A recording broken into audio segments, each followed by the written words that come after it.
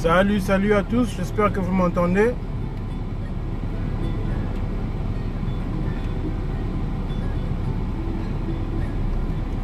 Salut à tous, j'espère que vous m'entendez.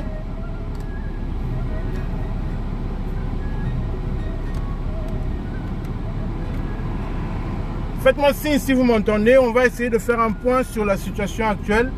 Je sais que ça a créé la chronique et le buzz sur le net. La RDC, on passe de se qualifier à cause d'un problème administratif. Ce sera peut-être pour la première fois que la RDC pourrait se qualifier de manière assez injuste pour le Gabon, si je pourrais le dire. Il y a certains qui disent que ok, ce n'est pas trop clair, mais nous allons essayer de mettre un peu les points sur les i pour essayer de clarifier la situation. Alors, le Gabon, je ne sais pas si vous m'entendez. Faites-moi signe si vous m'entendez. On va essayer de clarifier la situation. Ok, merci Marc, tu m'entends? Ok, la situation, elle est grave pour le Gabon. Oui, elle est grave. Et pour une fois, la Fédération congolaise de football a réellement fait son travail. Elle a fait son travail comme il fallait. Et pour une fois, moi, je vais me mettre ici pour féliciter la fédération parce qu'on s'est plaint plusieurs fois que la Fédération congolaise de football n'a jamais été au rendez-vous et n'a jamais fait le travail comme il fallait. Pour une fois, je vous demande, excusez-moi de pointer sur ce dossier, pour une fois, la Fédération congolaise de football a fait son travail dans le silence. Et c'est très important que vous le sachiez. Parce que si elle n'avait rien fait, nous serions aussi les premiers à nous plaindre ici et à vilipender la fédération et à nous plaindre qu'ils ne font aucun boulot. Pour une fois, la Fédération congolaise de football a constitué un dossier solide. Si je vous dis solide, c'est parce que là, il y a vraiment du solide, quoi. Quand je dis solide, c'est du solide. C'est-à-dire qu'ils ont constitué un dossier dans lequel la plainte a été envoyée à la CAF concernant le joueur Gaylor Kanga. Le joueur Gaylor Kanga est un joueur congolais. Nous allons bien expliquer les choses. Le joueur Gaylor Kanga est un joueur congolais. Comprenez ça bien. C'est un joueur congolais qui, après avoir joué en RDC, en République démocratique du Congo, c'est très important de noter cela, ayant une licence en République démocratique du Congo, est allé vivre au Gabon. Et en arrivant au Gabon, dans sa famille, le problème c'est que le joueur a falsifié son identité. Je vais essayer d'être très explicite sur le dossier. Le joueur a une licence, avait déjà une licence, c'est-à-dire une licence en République démocratique du Congo. Il a joué pour un club, je crois à Bumbu. Et ce joueur, avec cette licence, a falsifié le document qu'il avait. Donc sa date de naissance, qui était de 1985, il est passé à 1990. Et il a falsifié une autre licence qui l'a permis d'évoluer dans le monde footballistique. C'est-à-dire qu'il est maintenant né à OIM et il n'est plus natif de Bumbu. Et ça, on appelle ça de la fraude et de la falsification. À Selembao, voilà, merci pour la correction. On appelle ça de la falsification. Alors, ce dossier était entre les mains du président du club là où Gaylor Kanga a dû évoluer à Kinshasa. Vers les années 2009-2010, le monsieur a envoyé une lettre à la fédération gabonaise leur informant sur le dossier avec des preuves à l'appui, avec la photo de la licence du joueur à l'appui. La fédération gabonaise n'en a pas fait cas. C'est-à-dire que pendant toutes ces années, ce joueur était en train de jouer avec une fausse identité. Suivez-moi bien.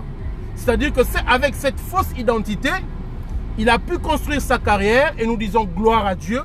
On ne va pas faire un cas pour cela. Mais sauf que pour cette fois-ci, à partir du mois d'octobre, du match aller, quand il a presté contre la République démocratique du Congo, on ne s'est pas plaint. Mais cette fois-ci, la FECOFA s'est plaint. Pourquoi? Parce qu'il y a disqualification. Alors, il y a certains qui disent que, ok, le Gabon mérite sa qualification et on ne doit pas faire cela. Ok, en tant qu'humain, je peux être d'accord avec vous. Mais il y a aussi, la RDC a été plusieurs fois victime de cela.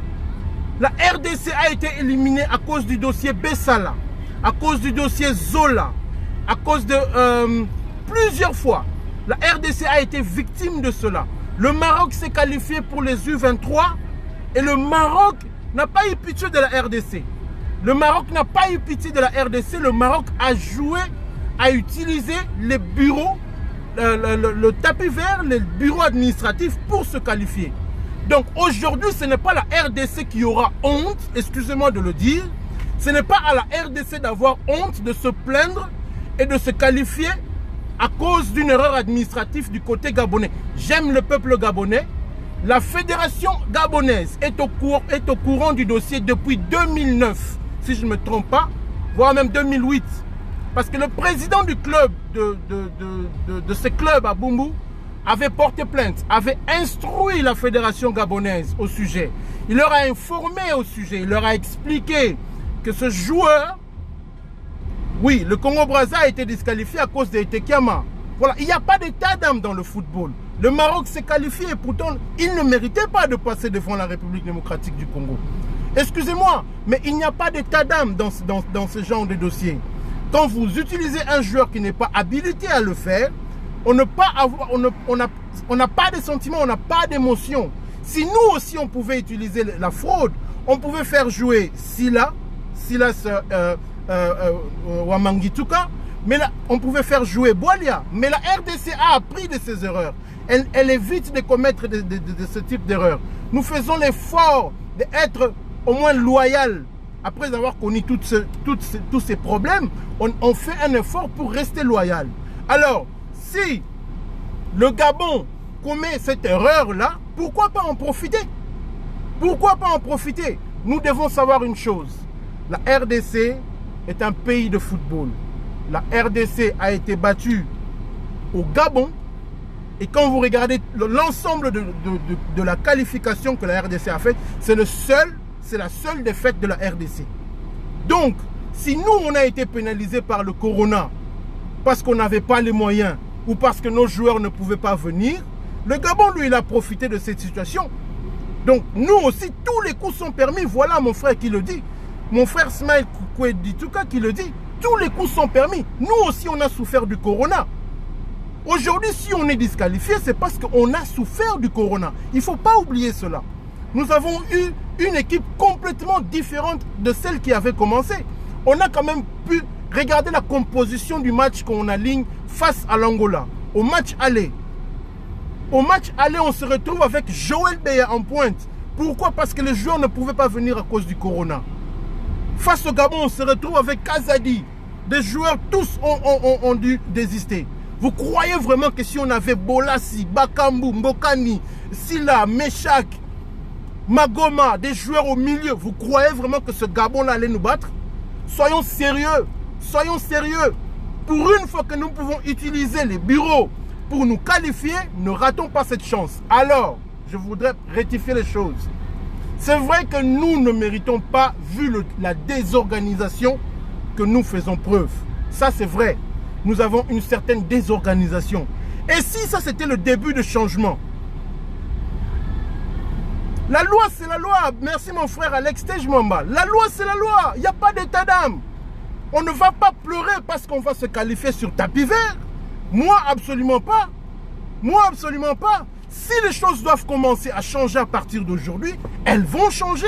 Si la fédération congolaise commence maintenant à se plaindre aussi, pourquoi pas?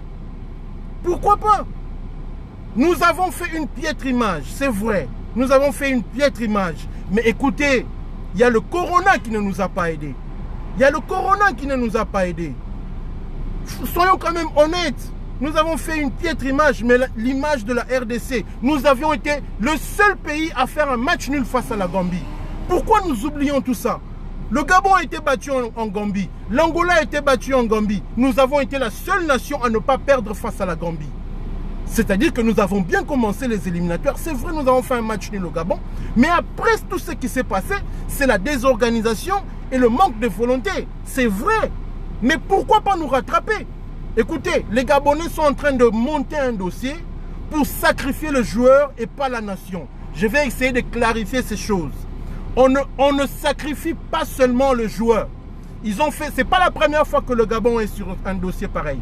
Ils ont fait il y a eu un dossier aussi qu'ils ont fait avec un joueur camerounais. J'ai oublié son nom. Merci de me le mentionner sur le live. Ils ne sont pas à leur premier coup. En fait, les Gabonais, ils savent ce qu'ils font. Ils ont été prévenus. OK? Sur base du règlement. On ne peut pas se baser, sur un article de la loi pour condamner simplement le joueur. C'est-à-dire que la fédération congolaise a porté plainte contre la fédération et contre l'équipe du Gabon. Et c'est totalement erroné. Je dis bien que c'est totalement erroné que la CAF va essayer de condamner simplement le joueur et de sacrifier le joueur et de ne pas condamner l'équipe nationale. La loi, elle est claire. En cas de fraude et de falsification, l'équipe nationale ou le club, la fédération concernée, l'article 45 et 46, la fédération concernée est bannie pour 2 ans ou pour la CAN qui suit. Voilà, le joueur c'est Charlie Moussono. Donc, ils ont sacrifié le joueur, mais aujourd'hui, la CAF, je vous dis, elle va essayer de se rattraper. Ce dossier, il est lourd et ne négligez pas ce dossier. Moi, d'habitude, vous me connaissez, je ne viens pas avec du buzz. J'ai longtemps hésité avant de poster toutes ces histoires concernant Gaylor Kanga. Mais aujourd'hui, je vous le rassure, le dossier est entre les mains de la CAF et la fédération gabonaise est en train d'essayer de monter un dossier pour se protéger. Mais je vous assure que si la fédération congolaise de football met la pression et a des bons avocats pour défendre leur dossier, je vous jure que l'année prochaine, la RDC sera à la CAN. Et je ne sais pas qui sera l'entraîneur, je ne vais pas me mêler de ces histoires. Mais rassurez-vous, on ne pourra pas sacrifier simplement le joueur. C'est faux et faux. Il faudra sanctionner et le joueur et la fédération gabonaise de football. C'est dommage, c'est un pays qui joue très bien au football. Ce sont nos frères. Mais la loi, c'est la loi. D'où Alex said Lex, Mibeko eza Mibeko. Bandeko nangai ya Banakin, Bana Congo, RDC Zamboga Miracle. Vous comprenez? Donc, ndenge toza boye, nazo tindela bino message. C'est vrai. RDC est mérité té, ok, est mérité té pona bino pona désordre nyonso ezalaki. Mais bondimi pendant que ceux qui va jouer nyonso tozalaki au complet. Banda match Angola ya aller. Ti nasuka. Tolingaki to gagner té. Bondimi vraiment. Merci Kitos Partos. Problème est blablabla, toujours le même discours. Va supporter l'Allemagne et laisse-nous. Problème est merci beaucoup. Yangona lobiti kabilo ko wana ndeko nangai to kumisa eloko oyo ya malamu et salemi pour la fédération congolaise va porter plainte pour une fois qu'ils ont fait un travail. Nous devons être devant eux, derrière eux et soutenir leur œuvre, soutenir ce qu'ils ont fait. Donc voilà, le dossier est là. Le Gabon va essayer de répondre. Je comprends, Christophe Partes, je comprends, c'est bon. Donc, la fédération gabonaise va essayer de se battre derrière ce dossier. Mais la fédération congolaise de football doit continuer à mettre la pression pour que cette sanction ne soit pas seulement adressée aux joueurs, mais qu'elle soit adressée à la nation et à la nation footballistique, c'est-à-dire le Gabon. Oui, Noble Eli au lobby tozana va joueur T, pas de joueurs de haut niveau. Gabon azana joueur nini ya haut niveau o ya leki Chancel Mbemba. Pour Chancel Mbemba abeti Champions League. Siko yebisanga na Gabon joueur nini abeti Champions League. Il faut arrêter de dénigrer vos joueurs. Vous faites honte. Les supporters congolais, vous êtes les premiers à dénigrer vos joueurs parce qu'ils ne jouent pas la Champions League. Yebisa biso yom to komi Noble Eli. Yebisanga joueur nini à Gabon beta Champions League. Joueur mon côté à Gabon beta Champions League, Mais biso tozana chancel même à la Champions League. Donc vos commentaires de fois sont très honteux à lire et nous on s'en fout complètement de vous. Voilà, moi je le dis. Tous ces supporters qui viennent là pour dénigrer leurs joueurs, au Abetarana championnat, ce qui est à Nini. Mais vous êtes les premiers à les insulter et vous êtes les premiers à demander des miracles quand ils viennent. Il y a combien de joueurs de l'équipe nationale, des équipes africaines qui sont présents en Champions League? Il y en a combien? Mais nous avons Chancel Mbemba. Nous avons des joueurs qui sont partout. Même en RDC, nous avons des grands joueurs, nous avons des Lilepo. Mais vous êtes les premiers à les dénigrer. Juste parce que vous avez des appartenances pour DSMP, pour Renaissance. Vous n'êtes pas unis. Nous sommes une nation qui souffre de l'unité. Et parce que nous n'avons pas d'unité, nous n'irons jamais loin. On est en train de monter un dossier parce qu'il y a eu fraude et falsification. Mais vous êtes les premiers à dénigrer la fédération ou le travail qui a été fait pour que cette nation soit qualifiée. Franchement, vous êtes comment? Vous êtes comment?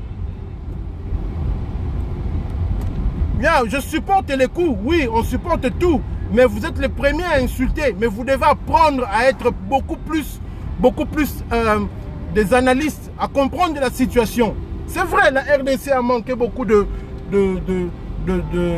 d'intelligence et de volonté pour se qualifier. Ça fait honte de se qualifier derrière les bureaux et les problèmes administratifs, mais ça peut nous apprendre aussi pour le futur. Donc si on peut apprendre pour le futur, pourquoi pas? Donc moi je dirais, moi je ne suis pas contre cette démarche. C'est une démarche qui vaut la peine. Voilà. Voilà, la CAF n'est pas dans il y a eu la CAF devra se racheter, bien sûr, comme le dit Joël Mujinga, avec l'affaire Charlie Moussono, où ils ont sacrifié les joueurs au détriment de la nation gabonaise. Mais cette fois-ci, il faudra qu'ils frappent la nation gabonaise, le football gabonais, parce que ce n'est pas la première fois, ce sera la deuxième fois. Donc, je le dirai encore une fois de plus, le Gabon n'est pas au-dessus de la loi. Le football gabonais n'est pas au-dessus de la loi.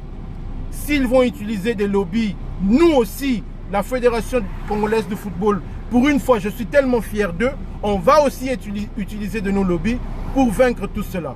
Donc, il y aura encore des informations, on reste branché.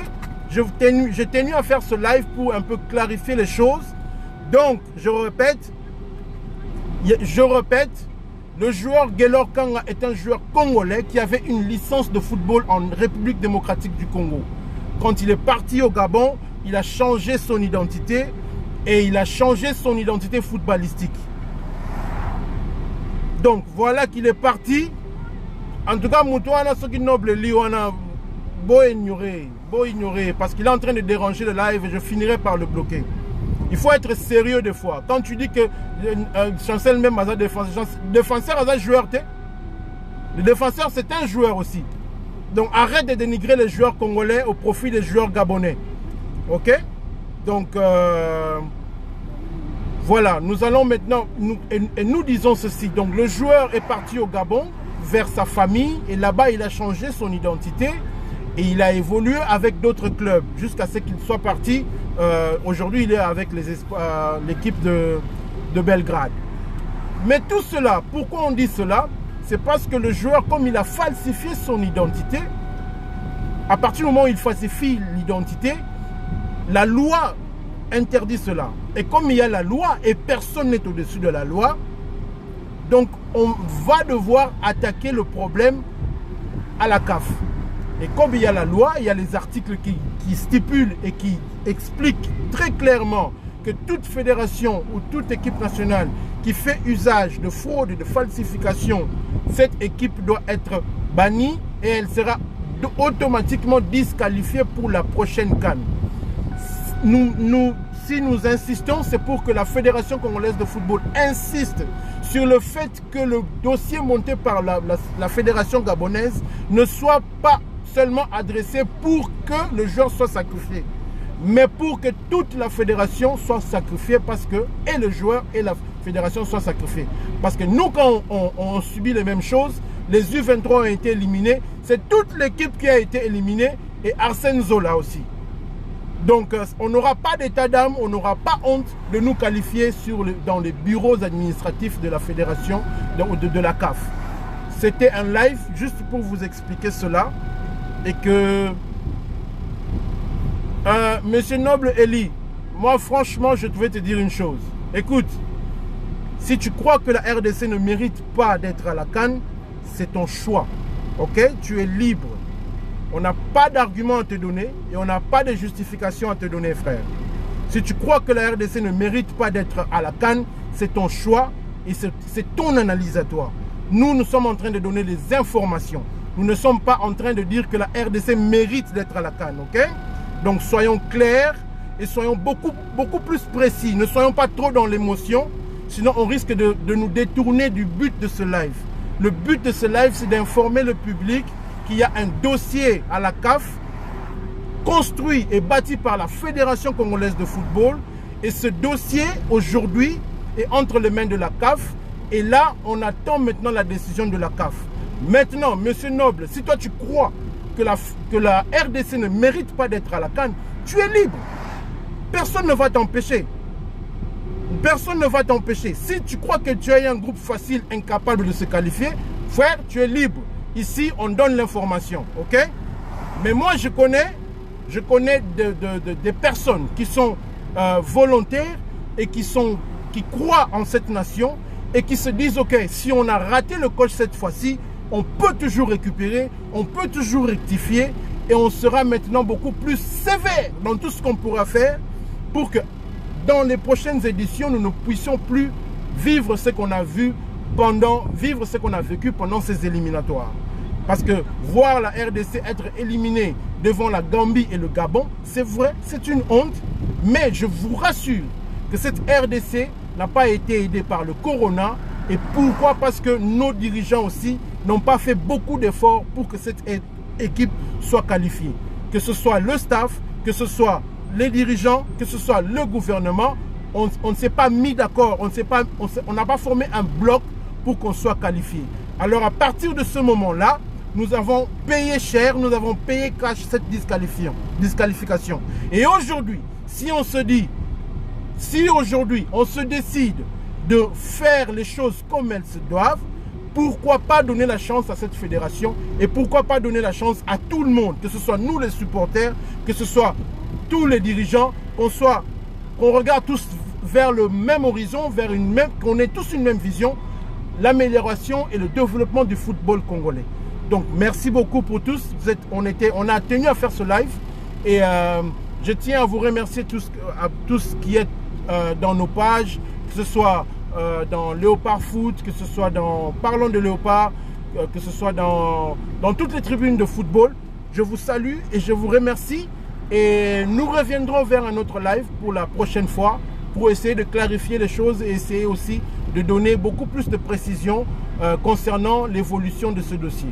Je vous remercie et je vous lance un rendez-vous pour la prochaine fois. Au revoir.